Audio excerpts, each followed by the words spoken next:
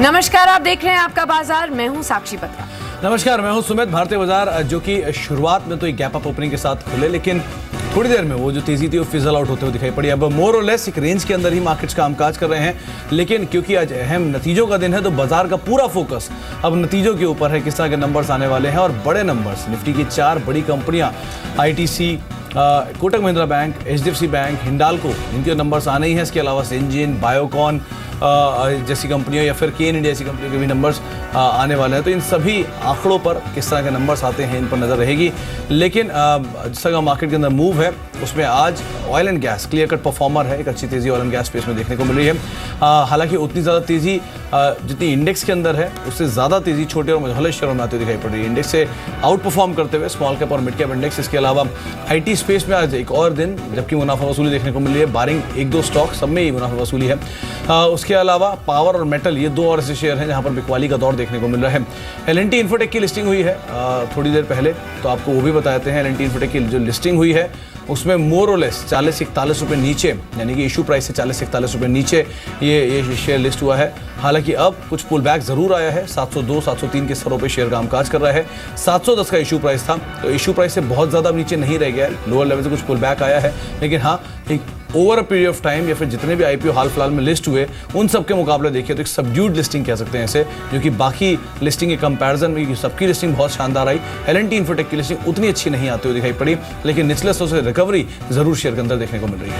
Absolutely subdued listing जरूर हुई L&T infotech की, लेकिन बाजार में इस वक्त दायरे में ही कारोबार हो रहा है। देख लेते हैं कौन से सेक्टर्स हैं जो इस वक्त परफॉर्म कर रहे हैं। सबसे पहले बात करते हैं सिगरेट स्पेस की कंपनियों के साथ। आप देखिए गोदरेज फिलिप्स, वीएसटी इंडस्ट्रीज और आईटीसी के आज नतीजे आने हैं। उससे पहले थोड़ी बाइंग जरूर देखने को मिल रही है आईटीसी में। साथ ही आप देखिए फार्मा शेयरों में अच्छी खरीदारी आज देखने को मिल रही है। और वो फार्मा, वोकहार्ट, आरती ड्रग्स या फिर आप मर्क की बात कीजिए, सभी में 3 से 4% तक का उछाल देखा जा रहा है।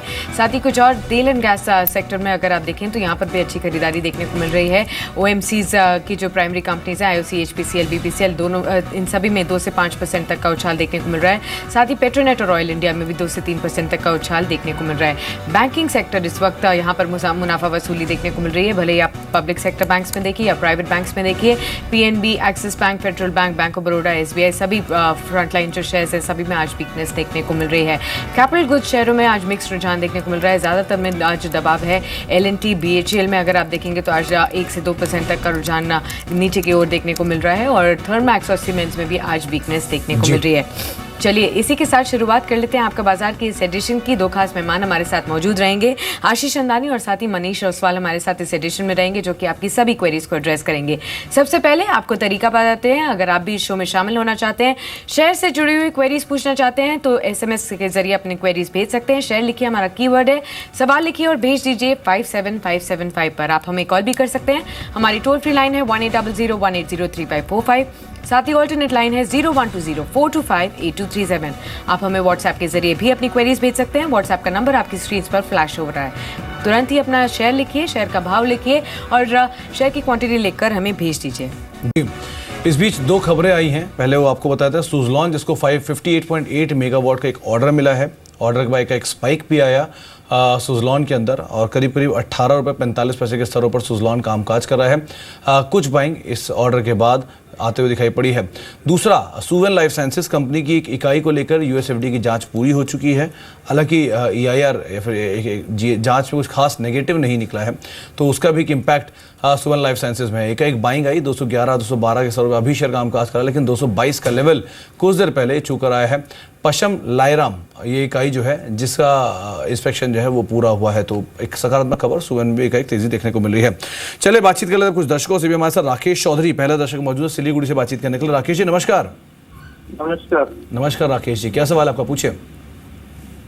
सर मैंने 230 के रेट से 50 शेयर SBI के BTSC के पर्पज से लिया था। ओके। 3 दिन हो गए सर, अभी क्या करना है इसका? चलिए इस सवाल मनीष आपसे होगा। इन्होंने SBI, state bank of India के शेयर ले रखे हैं और जो शेयर खरीदारी की गई थी वो तो एक BTSC के ट्रेड के तौर पे, यानी कि 1 से 2 दिन के लिए खरीदारी की गई थी, लेकिन अब पोजीशन की होल्ड हो गई है। क्या कर सकते हैं इसके अंदर?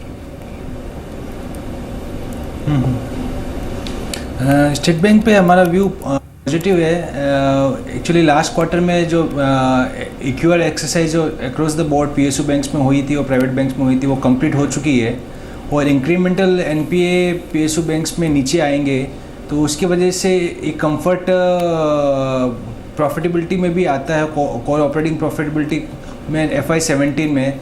सेकेंडली सेक्टरल साइड में certain sectors like metal sector, power sector, there is some recovery happening on those sectors also.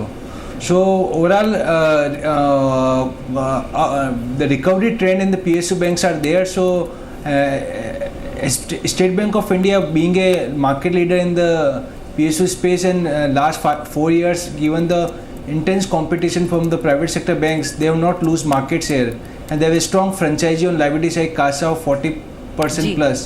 So I would advise to hold the position with a long-term view, and I have a target price on the bank is 250, and the medium-term outlook is 270 to 300 rupees.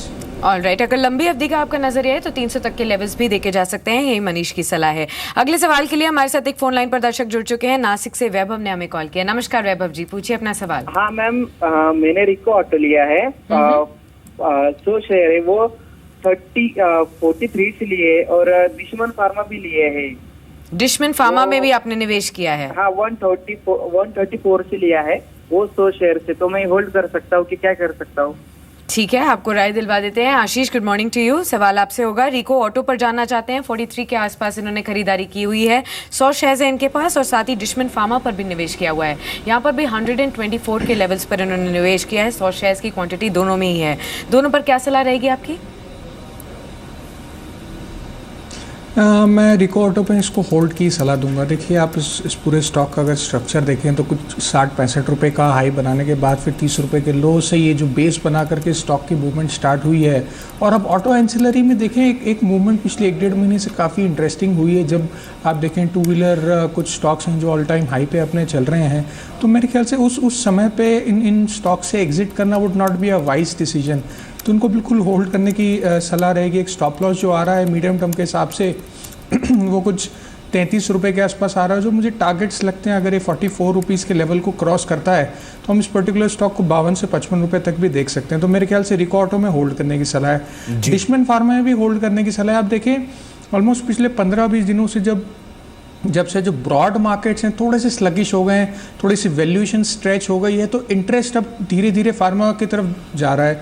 दूसरा एक positive factor आप देखें, पिछले almost 1-2 हफ्ते में कई सारे companies को, जैसे आप अभी भी एक न्यूज़ पीस बता रहे थे कि जिसमें पॉजिटिव इंस्पेक्शन न्यूज़ आई है और इंस्पेक्शन के बाद कुछ पॉजिटिविटी आई है, तो वो कई सारे स्टॉक्स में हमने देखने के लिए हमको मिली है।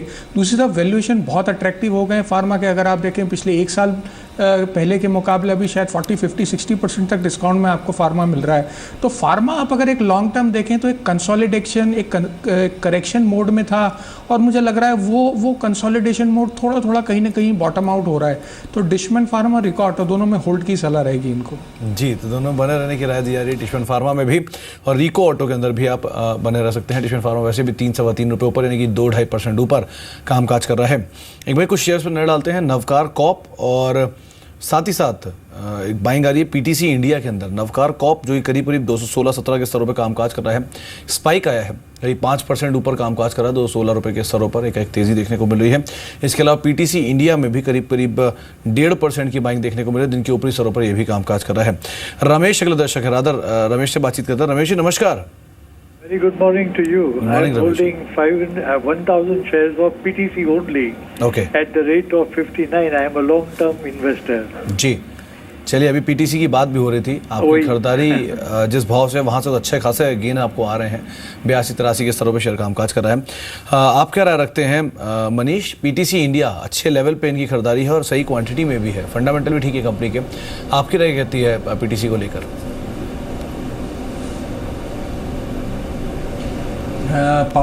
पावर स्पेस में पीटीसी इंडिया का परफॉर्मेंस लास्ट फ्यू क्वार्टर से इतना कुछ खास नहीं रहा है, नंबर 1। नंबर 2,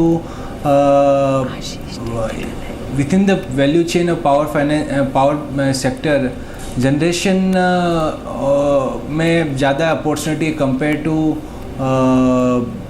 मीडियोकर और intermediate player like PTC India.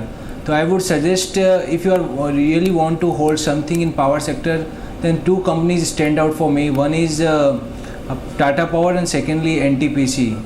So these are the two companies we like. I don't like this company. So if you are making profit, it is better to exit and shift to these two companies. जी, profits book करने की यहाँ पर आपको सलाह दी गई है। अगला सवाल ले लेते हैं। जयपुर से प्रियंका ने हमें कॉल किया। नमस्कार प्रियंका, पूछिए अपना सवाल। जी नमस्ते मैम जी। मैं हमेशा जी बिजनेस देखती हूँ, ठीक है, और जो भी टिप्स होते हैं वो फॉलो भी करती हूँ मैम। मुझे बहुत पसंद है जी business. Thank you very much. पूछिए क्या जानना चाहते हैं मैम? मैम एक्चुअली मैंने जुलाई का लॉट लिया था, 2 लॉट है मेरे पास जुलाई एक्सपायरी के। मैम जुलाई अभी ये पीएनबी काफी डाउन चल रहा है, 136 की बाइंग है मेरी। राइट। तो मैम प्लीज मुझे एडवाइस कीजिए क्या करना है। एब्सोल्युटली, आपको राय दिलवा देते हैं। आशीष, जुलाई सीरीज के लिए 2 लॉट्स खरीदे हुए हैं पंजाब नेशनल बैंक के 136 पर। फिलहाल थोड़ा नुकसान हो रहा है, क्या सलाह देंगे आप इनको? नहीं, इनको पहले सबसे पहले तो मैं स्टॉप लॉस ज़रूर देना चाहूँगा। वो स्टॉप लॉस शॉर्ट टर्म में कुछ 121 रुपये 50 पैसे के आसपास आ रहा है, जो इसका एक बहुत स्ट्रॉन्ग सपोर्ट लेवल है। दूसरी चीज़ इनको मैं ये सलाह देना चाहूँगा, अगर इनको इस कॉस्ट के आसपास भी अगर ये मिलता है इस पूरी तेज़ी में, अगर देखिए कुछ ट्रिगर जो अभी आगे हैं, वो एक जीएसटी का बहुत बड़ा ट्रिगर है, दूसरा एक पॉलिसी के ऊपर कुछ अनाउंसमेंट शायद हम कुछ दिनों में देख सकते हैं, ऑल्दो पॉलिसी में भी काफ़ी टाइम है। दूसरी चीज़ हम देख सकते हैं कि शायद कुछ announcement towards the PSU banks थोड़ा और है, ऑल्दो एक बहुत बड़ा अनाउंसमेंट पिछले 1-2 दिन पहले आ चुका है। बट मेरी इनको सलाह यही रहेगी कि स्टॉप लॉस ज़रूर मेंटेन करें, क्योंकि ये स्टॉक जो है जहाँ पे इन्होंने लिया है अनफॉर्चुनेटली वो स्टॉक वो लेवल इस पर्टिकुलर स्टॉक का टॉप है। और दूसरी चीज़ आप देखें, न्यूज़ जो सबसे बड़ी न्यूज़ थी वो ऑलरेडी मार्केट में आ चुकी है और वो डिस्काउंट हो चुकी है। तो कहीं ना कहीं मेरी इनको सलाह सबसे पहले रहेगी स्टॉप लॉस मेंटेन करके रखें, और अगर कॉस्ट के आसपास भी मिलता है 1-2 रुपये का लॉस भी अगर इनको होता है तो मेरे ख्याल से बुक कर लें, क्योंकि अभी इमीडिएट ट्रिगर्स शायद इस पर्टिकुलर सीरीज में मुझे नहीं लगता इतने कुछ खास हैं कि 136-140 के ऊपर ही जाए। तो स्टॉप लॉस मेंटेन करके रखें, और अगर कॉस्ट के आसपास मिलता है तो बिल्कुल एग्जिट करके इसमें से आप चाहें तो कॉल ऑप्शन में भी आप एंटर कर सकते हैं। जी, स्टॉप लॉस स्ट्रिक्टली फॉलो करें और आपको रणनीति बताई गई है उसके अकॉर्डिंग आप प्ले करें। वैसे भी बड़े रनअप के बाद आपने पीएनबी में खरीदारी की 136 रुपये के स्तरों के आसपास। एक छोटे से ब्रेक का वक्त हो गया, ब्रेक के बाद लौटेंगे और बातचीत करते रहेंगे अपने जानकारों से, और आपके लगातार आपको बताते रहेंगे वो शेयर्स जहाँ पर आप दांव लगा सकते हैं। और साथ ही साथ आज पूरे दिन हमारी कवरेज जारी रहेगी, क्योंकि रिफॉर्म के 25 साल पूरे हो गए, तो इस रिफॉर्म पर किन शेयरों में आपने दांव लगाया होता तो कैसा रिटर्न होता, किस तरह के आंकड़े बदले हैं 25 साल के दौरान, इस पर भी हम बातचीत कर रहे हैं।